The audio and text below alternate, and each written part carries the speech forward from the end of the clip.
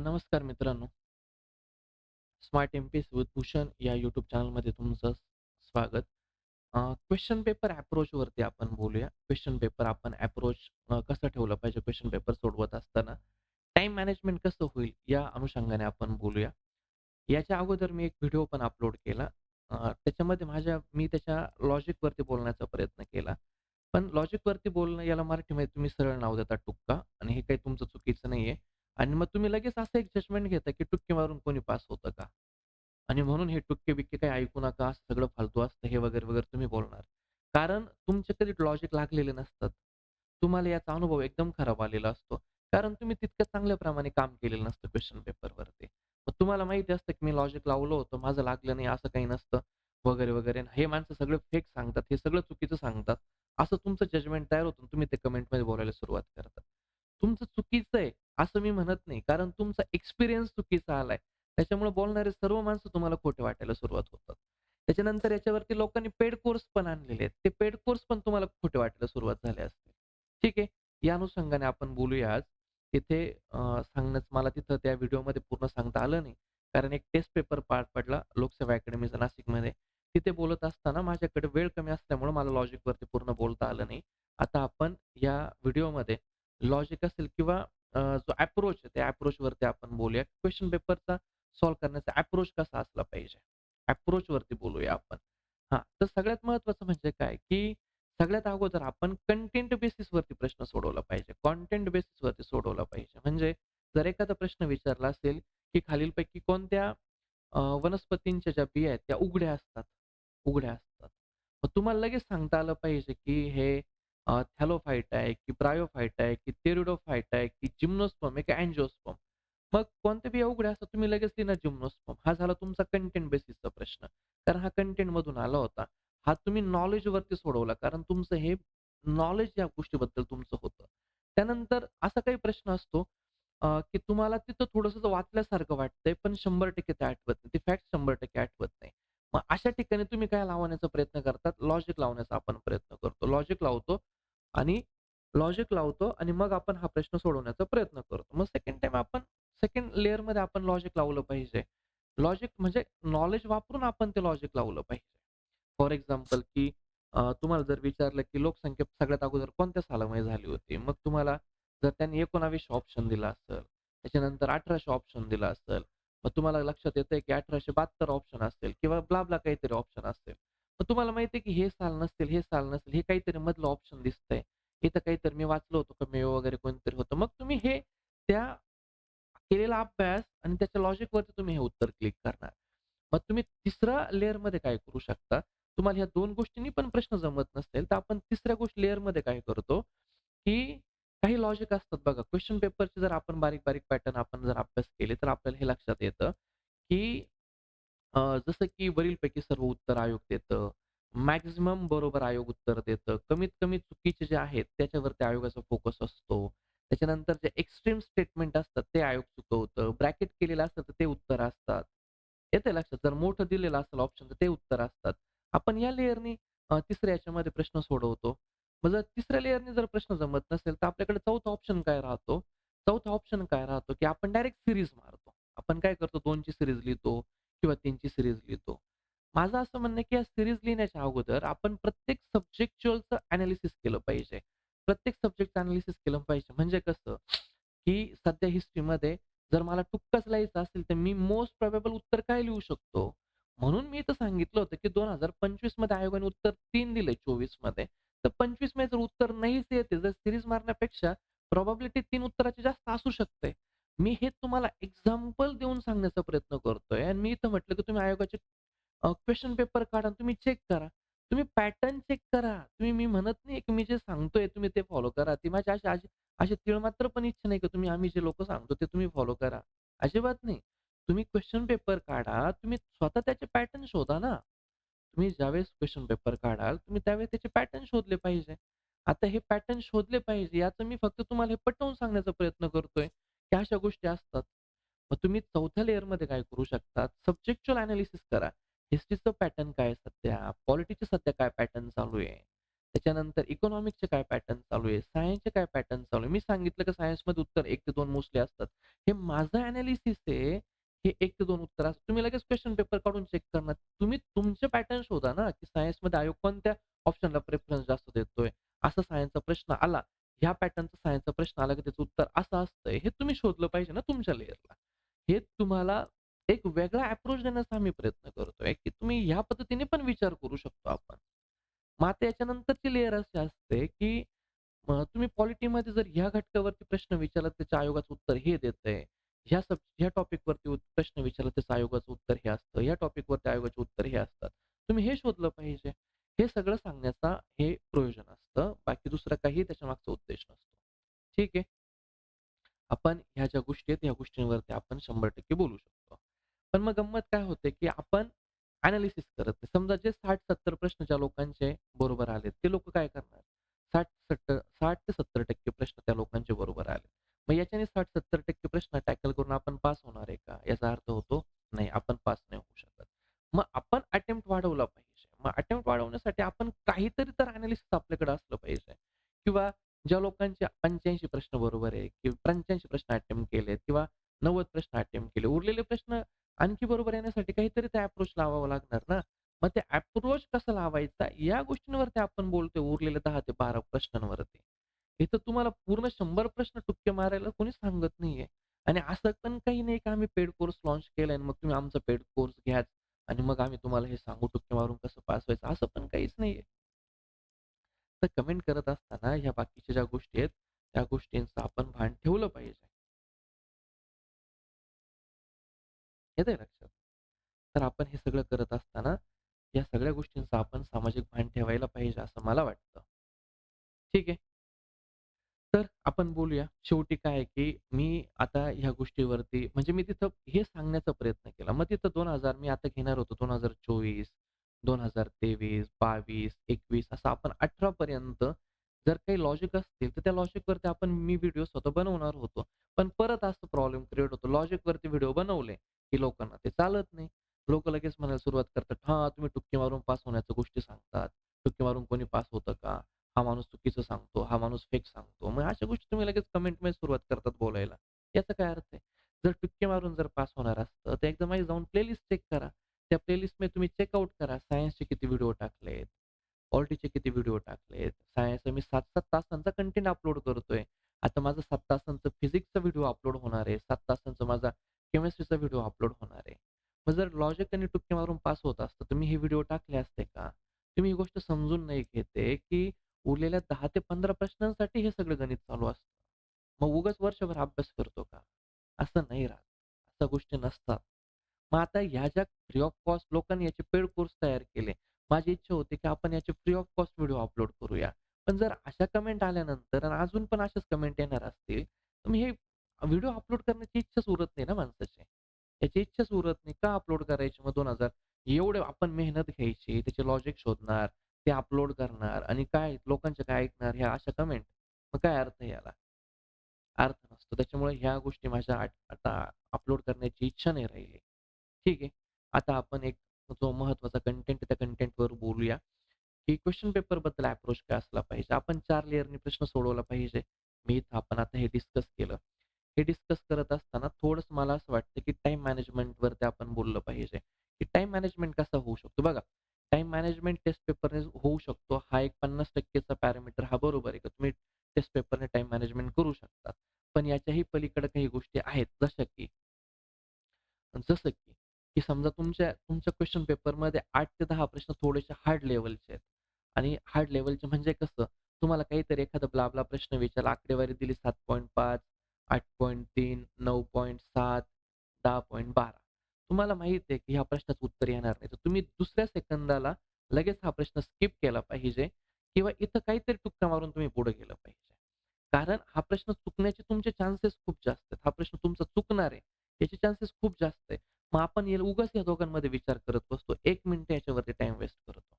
1 minute आपण time waste केला, की गंमत काय होते आपला 1 मिनिट पण गेला आणि दुसरी गोष्ट आपला हा प्रश्न पण चुकला. प्रश्न चुकण्यापेक्षा जास्त वाईट हे असतं आपलं, की आपण 1 मिनिट वेस्ट केला. हा जो 1 मिनिट आपण कुठला काढला माहिती आहे का? हा जो टाईम आहे आपण हा मॅथ्समधला काढला आणि ह्या रिकाम्या प्रश्नाला आपण हा टाईम दिला. याच्याने गडबड काय झाली, असे जर तुमच्या क्वेश्चन पेपरमध्ये 6-7 प्रश्न जरी असतील आणि त्यात तुम्ही ते प्रश्न स्किप करू शकत होते किंवा त्या प्रश्नाला काहीतरी पटकन टुक्का मारून निघून जाऊ शकत होते. मग त्या ठिकाणी तुम्ही 7 ते 8 मिनिट टाईम वेस्ट केला. म्हणजे तुम्हाला जर मॅथेमॅटिक्समध्ये 25 मिनिटं मिळणार होते, आता तुम्हाला त्या मॅथेमॅटिक्समध्ये फक्त 16च मिनिटं मिळणार आहे. 16 किंवा 17च मिनिटं मिळणार आहे. मग तुमचं जे टाईम मॅनेजमेंट आहे ते खराब झालं. म्हणजे टाईम मॅनेजमेंटमध्ये हा पण तुमचा अप्रोच असला पाहिजे. ही पण तुमची स्ट्रॅटेजी असली पाहिजे, की काही प्रश्न मला एकतर स्किप करायचेत किंवा त्याचा पटकन टुक्का मारून किंवा लॉजिक लावून मला पटकन निघून जायचं. ही तुमची स्ट्रॅटेजीचा भाग असला पाहिजे. येतंय येतंय म्हणणं मला काय म्हणायचंय लक्षात. कारण जर आपण असे प्रश्न 7 ते 8 प्रश्न जर आपण असे स्किप केले, तर आपला तो टाईम वाचणार आहे. तो टाईम आपण मॅथवरती फिक्स करू शकतो. आणि तुम्हाला 100% माहिती आहे का 25 ते 27-28 मिनिटं जर मॅथला शिल्लक राहिले, तर आपण 15 प्लस मॅथ्सचे प्रश्न 100% बरोबर काढू शकतो. त्याच्यामुळे काही प्रश्न स्किप केले पाहिजे. पण मग इथं मी काही गोष्ट सांगत असताना मी एक गोष्ट बोललो इथे, का हे करत असताना हे हे हे सगळं करत असताना, एक तर प्रश्न तुम्हाला काय करायचा आहे, एक तर प्रश्न तुम्हाला स्किप करायचा आहे किंवा त्या प्रश्नाचं काय लावायचंय, लॉजिक लावायचंय. पण जर तुम्हाला लॉजिक पण लागत नसेल, तर मी म्हणतो, की प्रत्येक सब्जेक्टचे काहीतरी तुक्के तुम्हाला माहीत असले पाहिजे. मग हे तुम्ही तुमच्या लेव्हलला चेक करा. समजा आता हिस्ट्रीचा एखादा प्रश्न आहे आणि मला त्या प्रश्नाचं उत्तर काहीच माहीत नाहीये. उगाच मी टाईम वेस्ट करतोय किंवा मला स्किप करायचं आहे किंवा स्किप करायची माझी इच्छा होत नाही. मी काहीतरी रॅपिडमध्ये टुक्का मारून निघून जातो. माझं म्हणणं आहे तुम्ही जुने पॅटर्न बघा. आयोग हिस्ट्रीमध्ये सध्या कोणतं उत्तर देतंय? मग मी इथं म्हटलं होतं, की आयोगाने 2024ला सध्या 3 उत्तर आयोगाने जास्त दिलेत. मग मी इथे एकतर 3 क्लिक करून पटकन पुढे निघून गेलं पाहिजे. याच्याने काय होणार? प्रश्न तर तुमचा चुकणारच होता. जर मग तुम्ही जास्तीत जास्त प्रोबॅबलचं उत्तर लिहून तुम्ही पुढे गेले. मी एक एक्झाम्पल देऊन हे पटवण्याचा प्रयत्न केला आणि मी पुढे म्हणतोय, की तुम्ही क्वेश्चन पेपरमध्ये शोधा. याच्यावरती टाईम इन्व्हेस्ट करा. मग आता पी-वाय-क्यू पाहायला लावणं याच्यामध्ये काय चुकीचं आहे? काय चुकीचं आहे? तुम्ही कमेंटमध्ये सांगा. पी-वाय-क्यूमध्ये पाहायला लावणं, आयोगाचे पॅटर्न चेक करायला लावणं, त्याच्यामधून काही लॉजिक मिळतंय का हे शोधायला लावणं, याच्यामध्ये काय चुकीचं आहे? तरी तुम्ही लोकं निगेटिव्ह कमेंट करतात. कमाल आहे. मग असं म्हणणं आहे, की स्किप करण्यापेक्षा तुम्ही प्रत्येक विषयाचं सायन्सचं चेकआउट करा, तुम्ही हिस्ट्रीचं चेकआउट करा, तुम्ही पॉलिटीचं चेकआउट करा, की सध्या पॉलिटीमध्ये आयोग काय लॉजिक देतो. जर तुम्हाला प्रश्नाचं उत्तर येतच नाहीये, मग एकतर स्किप करा किंवा तुम्हाला तो पॅटर्न माहीत पाहिजे शेवटला. साम, दाम, दंडभेद, की मी हा टुक्का पॉलिटीचा मी आता इथं मी म्हणत नाही बरं का 2 लिहा. मी सांगतोय जर मी काहीतरी माझं फिक्स आहे माइंडमध्ये पॉलिटिक्स उत्तर येत नाही, तर आयोग 2 देतंय जास्त उत्तर मी 2 लिहून पटकन निघून जाईल पुढे. हा स्ट्रॅटेजीचा भाग आहे. मी म्हणत नाही पॉलिटीमध्ये उत्तर 2 क्लिक करा. येतंय लक्षात? मी या पद्धतीने तुम्हाला सांगतोय, की हा पण आपला अप्रोच असला पाहिजे. असे 8 ते 10 प्रश्न जो आपला टाईम वेस्ट करणार आहे. मग इथं आपली जर अशी स्ट्रॅटेजी असेल, तर आपला टाईम वाचू शकतो आणि आपण तो टाईम जो आहे तो मॅथ्समध्ये देऊ शकतो. मग हे जे 8 ते 10 प्रश्न असतात, हे आपल्याला अटकवण्यासाठी असतात. हे आपलं टाईम काय करतात, इन्व्हेस्ट करतात. तर हे 8 ते 10 प्रश्न आपल्याला ते ओळखता आले पाहिजे. ठीक आहे.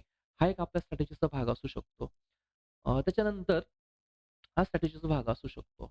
त्याच्यानंतर मी तर बोललो, की आधी तुम्ही कंटेंटने प्रश्न सॉल्व्ह करा. नंतर तुम्ही नॉलेज बेसिसवरती लॉजिक लावा. नसेल तर काही लॉजिक असतात आयोगाचे वरीलपैकी सर्व एक्स्ट्रीम स्टेटमेंट चुकीचं. तुम्ही याच्यावरती प्रश्न सोडवा. हे पण जमत नसेल तर मग तुम्ही पॅटर्न बघा. हिस्ट्रीमध्ये सध्या कोणता पॅटर्न आहे, सायन्समध्ये कोणता पॅटर्न आहे, मॅथ्समध्ये कोणता पॅटर्न हे चेकआउट करा. आणि मग त्याच्या आधारावरती आपण क्वेशन पेपर सॉल्व्ह करू शकतो.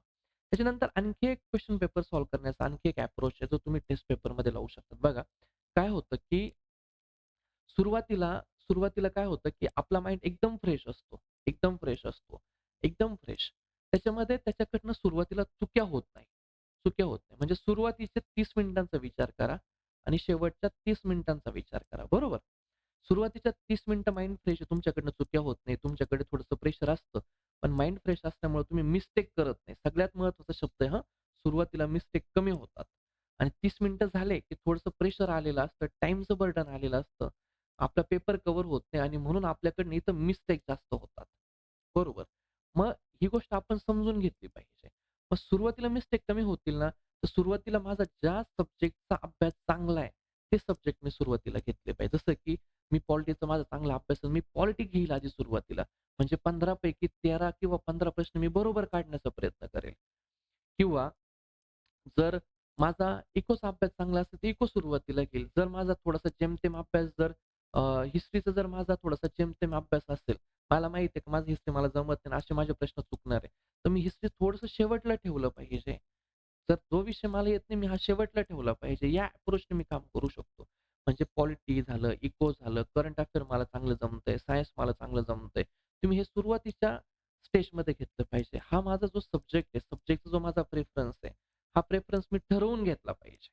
येतंय लक्षात? तर हा एक माझा अप्रोचचा पार्ट असू शकतो. या गोष्टींवरती सुद्धा मी काम करू शकतो. ठीक आहे.